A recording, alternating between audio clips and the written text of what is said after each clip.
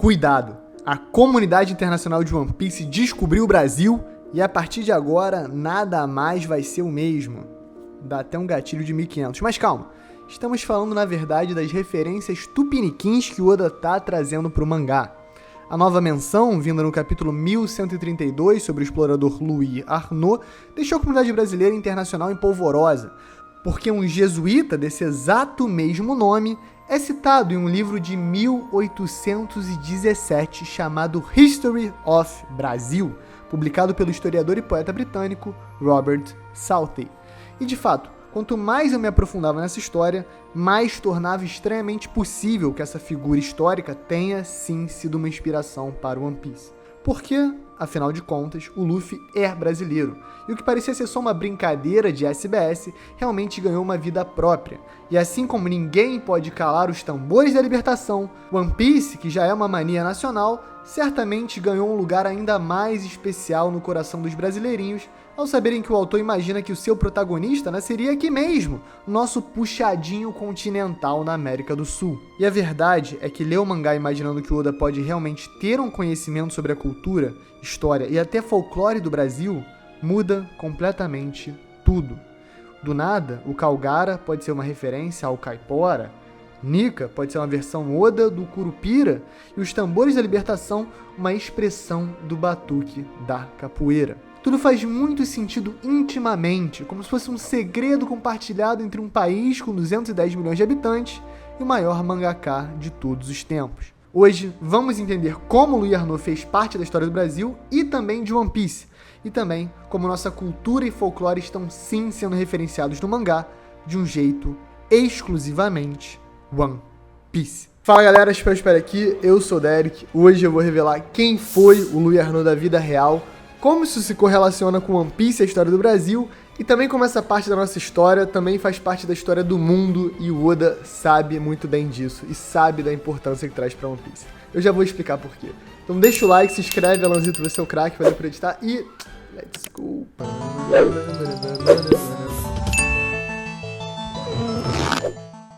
Quem é o Louis Arnaud? Bom, a gente sabe que o Oda é simplesmente viciado em usar nomes de figuras históricas para inspirar personagens de One Piece. Marshall the Teach, Edward Newgate, Charlotte Lillian, Roronoa Zoro, Capone Bege e muito mais, todos personagens que têm contrapartidas históricas. E, aparentemente, o Louis Arnaud, que foi citado pela primeira vez em Little Garden, não é diferente. E a verdade é que a gente sabe muito pouco sobre quem ele foi.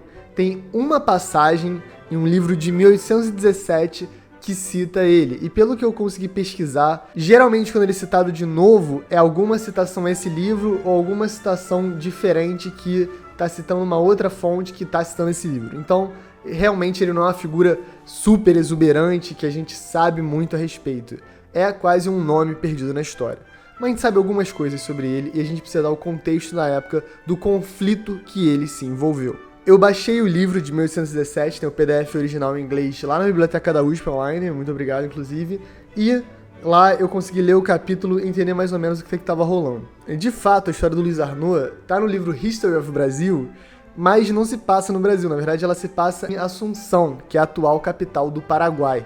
E assim, lendo a história, eu achei ela um tanto One Piece, porque, pulando milhares de detalhes muito específicos, a coroa espanhola promove um bispo, arcebispo de Assunção, chamado Bernardino de Cardenas. E esse cara é uma figura muito polêmica, porque ele usa o poder religioso dele para adquirir poder político. Ele tá claramente, durante a história, querendo escalar em relevância e ele começa a rivalizar com o governador da região, que é a figura política e não religiosa. Rolam várias tretas durante um período de 5 anos de muita tensão e, eventualmente, o arcebispo toma Assunção e excomunga, expulsa o exército da cidade e se fecha com um grupo leal a ele e às suas crenças. Durante todo esse tempo, ele está em conflito com os jesuítas, que também são o grupo do Louis Arnaud. Ah, por sinal, eu falei que é meio One Piece porque esse arcebispo é mó figurão, né? Existia uma tensão política entre o arcebispo e o governador designado do território na época, chamado de Gregório de Inestrosa.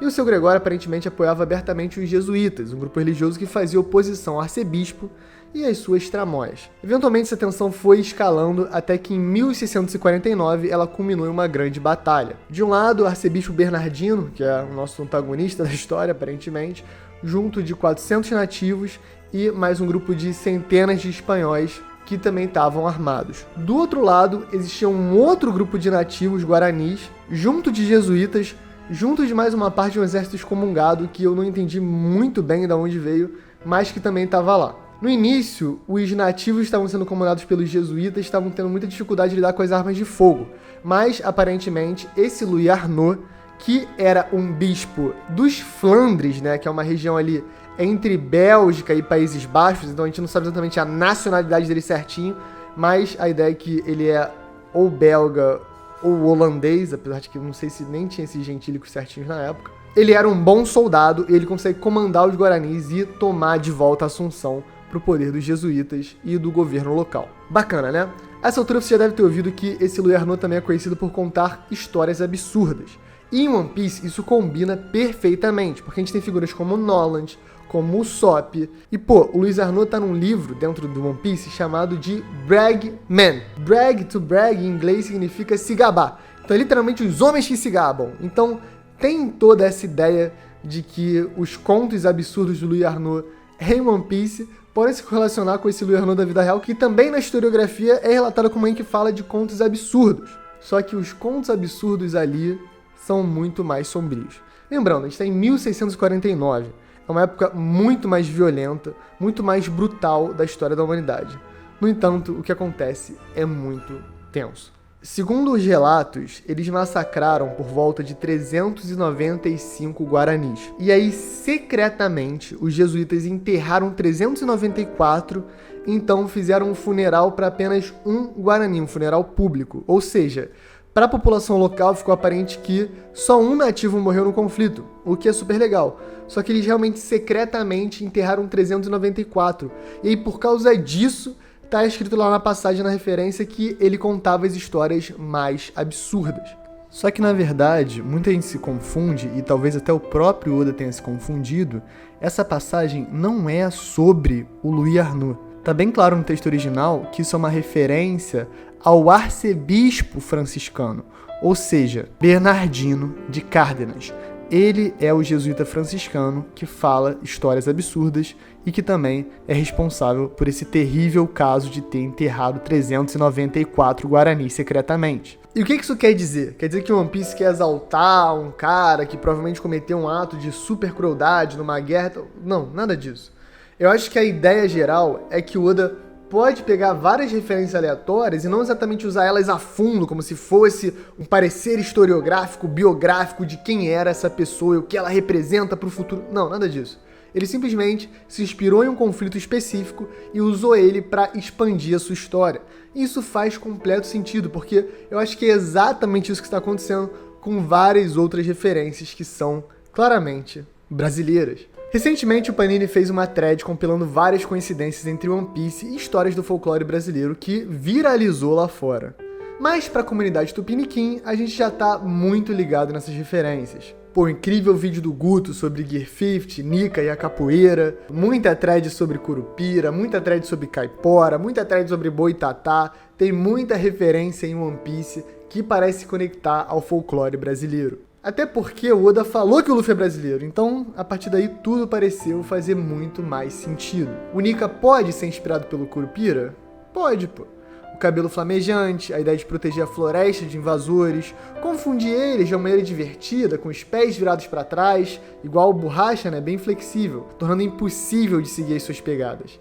É uma ideia que só faz sentido. O Calgara, com seu cabelão vermelho, pode sim ser uma referência à figura da Caipora. Ela que protege as matas, montando um porco do mato, é mais uma parte linda da cultura tupi-guarani, que também faz parte do Brasil. Mas a minha brasilidade favorita em One Piece certamente é o conceito da incorporação da capoeira no Gear 50. A musicalidade dos tambores, a alegoria poderosíssima dos escravizados em resistência usando a dança para mascarar a sua guerra, é muito, muito forte.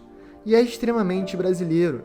Eu não quero me aprofundar porque eu sinto que eu vou estar só fazendo um desserviço ao vídeo do Guto, então eu vou deixar o link na descrição para você ver depois. Claro, nesse meio aí entra também a borracha em questão, que é uma coisa tão importante porque o comércio da borracha, né, a extração das seringueiras, envolve muito também guerra, violência, opressão, escravos e nativos escravizados trabalhando ali na Amazônia para tornar o comércio cada vez mais intenso e mais poderoso.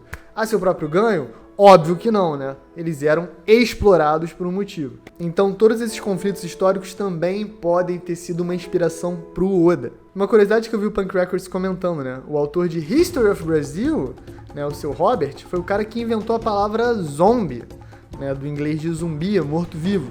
Só que ele meio que não inventou. Ele simplesmente adaptou o nome de Zumbi dos Palmares, o lendário escravo que escapou e montou o maior quilombo da história, que é uma figura histórica vital para o Brasil, uma figura histórica que faz parte e constitui a cultura brasileira de maneira muito profunda. Outra referência possível e insana envolve a tão famosa espiral, a que está na assinatura do Oda e na sobrancelha do Sanji. No site de uma vereadora com ascendência originária que se chama Wanda Witoto, ela conta que em junho de 2021 ela foi no território da tribo Witoto, na Amazônia colombiana, e lá foi recebida de braços abertos, inclusive com um antigo ritual de pintura, representando o rabo do escorpião e uma perfeita espiral. E essa espiral lembra muito a espiral que o Oda faz, tanto para fazer a assinatura quanto para fazer a sobrancelha do Sanji, que certamente tem uma importância em One Piece. Tá, mas no final das contas, o que isso tudo quer realmente dizer? Para mim, nesse momento, é importante tirar a cara dos livros, dar um passo para trás e pensar nas principais mensagens de One Piece. O Oda quer representar uma história com apelo global, trazendo referências do mundo inteiro. Egito Antigo, Indonésia, Lapônia, Brasil, Oriente Médio, Europa, enfim. É uma história que conversa de um jeito íntimo com cada criança no mundo, que parece uma grande história sobre a humanidade. E como é uma história sobre a humanidade, ele tira dos capítulos mais sombrios muita inspiração para o seu enredo. E é importante entender isso. O massacre dos povos originários não aconteceu só aqui no Brasil, ou nos Estados Unidos, ou na América como um todo. Na verdade, da Austrália ao norte do Canadá, você tem povos originários sendo perseguidos e explorados durante a história. E uma das temáticas mais fortes em One Piece é justamente essa ideia de resistência a um poder externo gigantesco que vem para te amassar. O governo mundial representa muito bem essa metáfora. Então, para mim, sim, é sobre o Brasil, mas também é sobre todo o mundo. One Piece é sobre tudo, afinal de contas. E quanto mais eu pesquiso, mais eu fico completamente embasbacado pela genialidade da mensagem global que One Piece traz. Realmente dá orgulho de ser fã da obra, porque parece que One Piece está sempre te empurrando a tentar ser melhor, entender mais o outro, ser mais empático através da dor, dos sentimentos, você realmente viver outras vidas e através dessa vivência tentar tornar a sua e dos outros ao seu redor melhor. E eu sempre falei isso, eu sempre vou falar. O trunfo absoluto de One Piece é ser uma história para todo mundo. Não importa se você é um garotinho no Catar, ou se você é uma criança no Japão, ou se você é um molecote no Brasil. Se você lê One Piece, você vai se sentir completamente emocionado, apaixonado e vai viver aquilo intimamente, porque parece que a história é sobre a sua vida também. E porque eu acho que One Piece é uma dádiva para cada cidadão que existe no mundo.